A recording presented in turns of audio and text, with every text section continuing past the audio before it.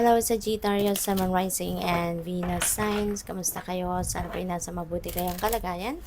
Welcome back po sa Star Tarot. At kung bago kayo rito, welcome din po kayo. Please subscribe, like, share my videos. And leave me a comment kung nakaresonate po kayo. Thank you. So, tignan natin kung ano mga messages and energies po ninyo surrounding this week. First card po ninyo, we have your current energy. We have the full, anong dapat ninyong akapin, no? This week. Eight of Wands. And yung Page of Cups naman, ito yung dapat ninyong iwasan, ano? So, this is the kind of energy na dapat ninyong i-avoid this week. Accomplishments ninyo for the week, we have Ten of Pentacles, which is really beautiful. Ano naman yung mga blessings and opportunities na maaring dumating, we have the Knight of Pentacles, so that's really beautiful. At ano yung possible na obstacle ninyo, we have Justice.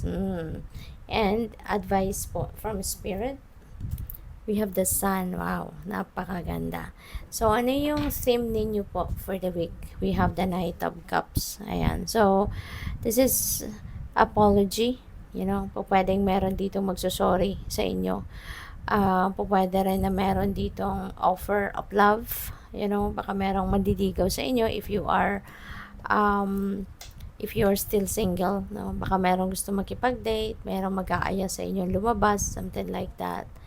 And or this could be opportunity, you know, pwedeng opportunity yan since we have Knight of Pentacles. Baka yung mga opportunity na to could be related to pwedeng pagkaperahan or pwedeng pagkakitaan, no? So, ayan. So, yung current energy ninyo for the week, for the upcoming week is the Fool. So, handa kayong magsimula dito ng bagong kaganapan. You are ready to start a new life. You are ready to start a new chapter sa buhay ninyo, and depende yan sa inyong sitwasyon probably, no, since we have an offer dito of love and pwedeng opportunities na pwedeng pagkaperahan. So, pwede, no, na yung balak ninyong gawin is magsimula kayo ng bagong relationship. Baka meron kayong i-entertainin na dito, or baka meron na kayong kaligawan for some of you, of course. At baka, no, officially papasok na kayo sa love and romantic relationship. Possible din na ang iba sa inyo rito is also going to start pwedeng a new job, a career, you know, a new business venture, pwedeng ganon, no? So, yun, this is definitely an adventure para sa'yo. You know, handa ka na ditong sumubok ng mga bagong bagay, bagong kaganapan, no? Sa buhay. So, congrats to that.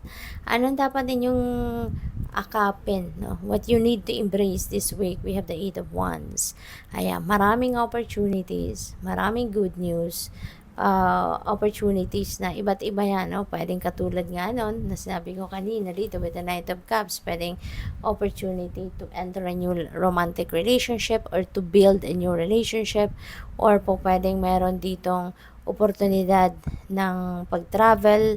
Baka yung travel na yan related sa trabaho, career, or business, or pwedeng bagong trabaho. You know, baka merong offer dito ng bagong trabaho dito, and maybe that is a trabaho abroad, 'di ba? Kaya merong pagta-travel na magaganap dito.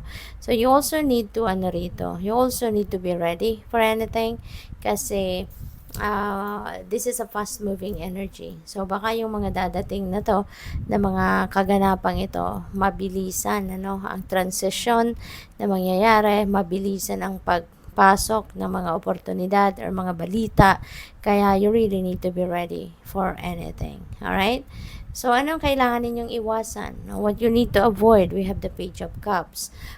Yung Page of Cups is about invitations, gatherings, mga ganon. So, meron talaga akong napipick up dito na pwedeng related sa love life.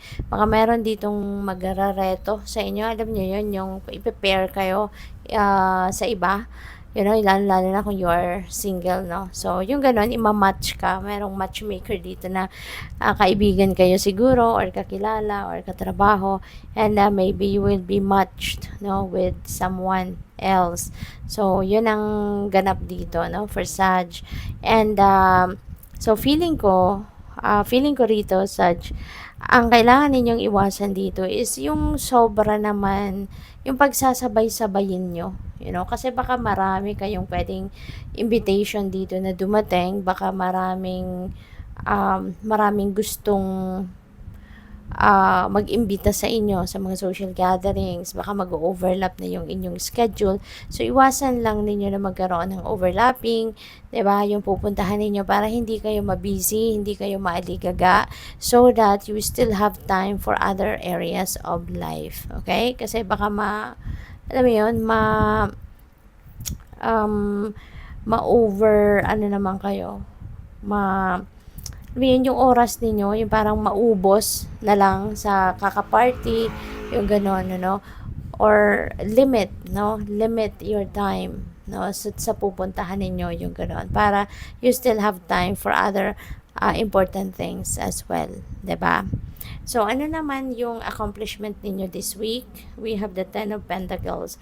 So, napakaganda kasi this is about wealth.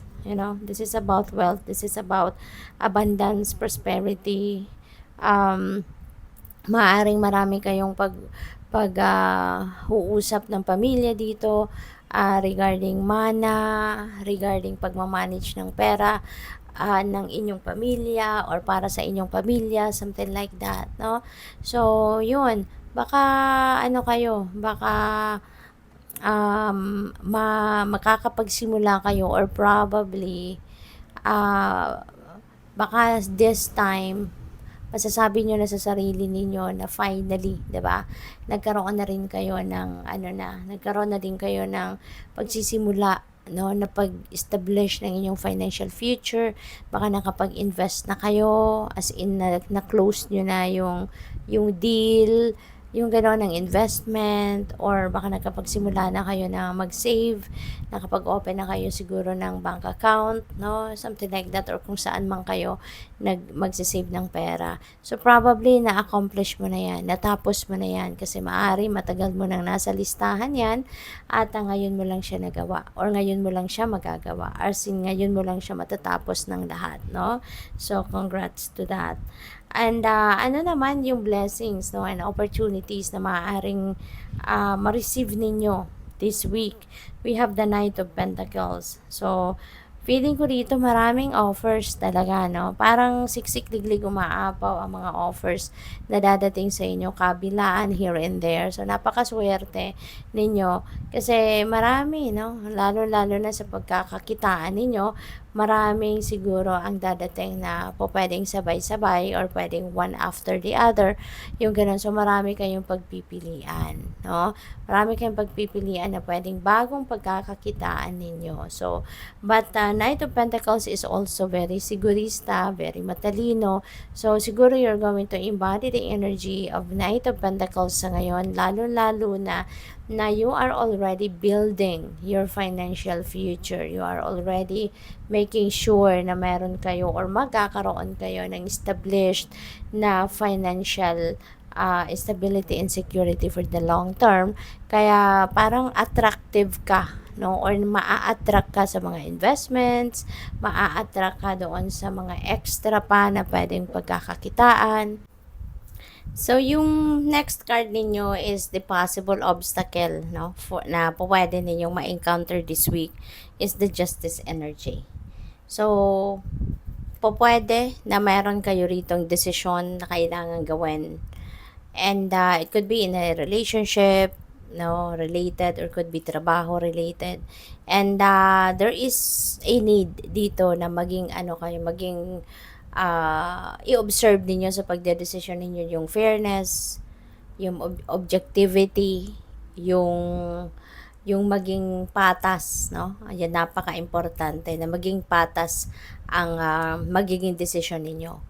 At saka, pwede rin na meron ditong mga sitwasyon na nangyayari or mangyayari sa inyo around this week, na ito yung kailangan ninyong harapin kasi maaring ito yung resulta, Ito yung kung ano man ito, maaring hindi maganda or hindi masyadong favorable para sa inyo, but you have to embrace it because this is the result of your past actions, no? Ito yung kumbaga consequence ng mga nagawa ninyo mga nakaraang panahon, no?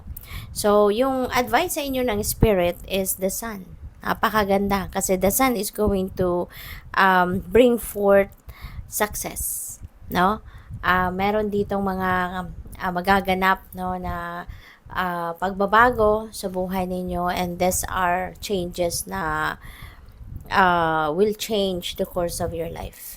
These are changes na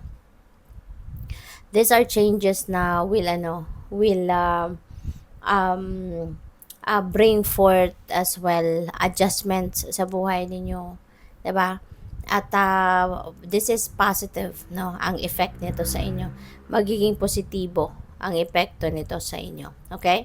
So, isa pa, this is about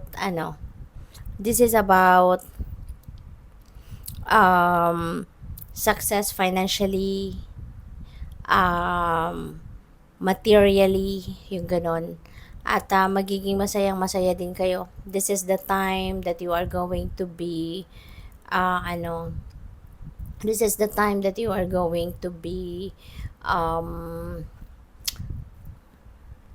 joyful, masaya, may contentment. So, talagang magiging maayos. Eventually, no, magiging maayos ang lahat. No? So, tignan natin kung ano yung inyong final message. So, we have focus. Ayan. You need to focus. You need to bring the focus into your life, into what you are doing, into what you are going to do sa ngayon. Kasi kapag distracted ka, 'di ba? Kahit gaano kaganda ang mga plano mo, kahit gaano kaganda yung mga gusto mong mangyari sa sa sitwasyon mo, sa project mo, sa endeavor mo, no? Kahit gaano kaganda 'yan, pwedeng mahaluan ng negativity yan kung distracted ka. Maaaring imbes na matatapos mo siya ng isang buwan, maaaring ma-extend pa yan, or maaaring ma-set aside mo totally because of the distractions, no, na pwedeng i-entertain ninyo. Kaya, if you want to succeed, no, sa kung ano man ang inyong gagawin, or ano man ang inyong ginagawa, make sure na you are focused, no? Make sure na you are putting your 100% focus on that. Okay? So, good luck sa'yo. Thank you for watching. Love and light. Namaste.